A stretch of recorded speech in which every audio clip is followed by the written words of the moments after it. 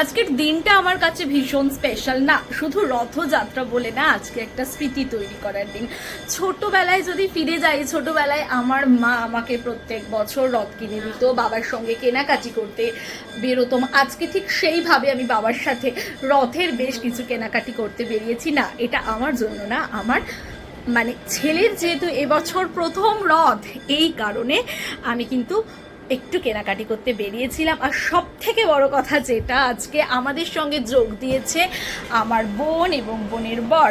তারা কিন্তু আজকে রথটা সুন্দর করে সাজিয়ে তুলেছে। বাবানের প্রথম রথযাত্রা এটা, তাই জন্য আমাদের এন্টায়ার ফ্যামিলির কাছে এটা ভীষণ একটা ভালো দিন।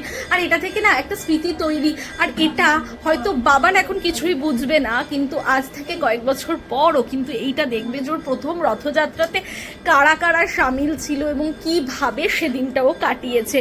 তো তাই জন্য আমি বলবো যে এরকম ছোট ছোট মুহূর্তগুলো, অ্যাকচুয়ালি কোনো প্রোগ্রামই না সম্পূর্ণ হয় না যদি না পরিবারের সমস্ত মানুষ সে সঙ্গ দেয়। আবার আমাদের এখানে কিন্তু মানে আজকের স্পেশাল দিনে সঙ্গ দিতে হাজির হয়ে গেছে এই যে আমার দিদা। আজকে দিদাও এসেছে, আরও মানে আস্তে আস্তে সব লোক জমায়েত হচ্ছে যাতে আমরা বাবানের প্রথম রথযাত্রা সুন্দর করে উপভোগ করতে পারি। শুধু মিসিং হচ্ছে আমার হাজবেন্ড, মানে বাবান সোনার বাবা। সে অফিসের কাছে ভীষণভাবে বিজি, তাই জন্য সে আসতে পারছে না, কি আর করা যাবে। কিন্তু উল্টো রথে সে আমাকে কথা দিয়েছে আমাদের নাগের বাজারে রথের মেলা বসে, সেখানে আমাকে নিয়ে যাবে।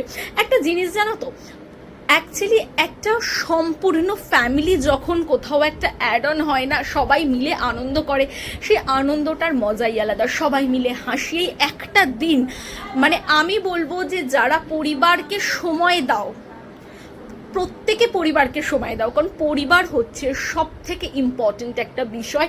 এই যে আমরা হই হই করে হাঁটছি, এই যে আমরা হই হই করছি, আনন্দ করছি, ছোট ছোট মুহূর্তগুলো আমাদেরকে আরও অনেক দিন বেশি বাঁচতে শেখায়।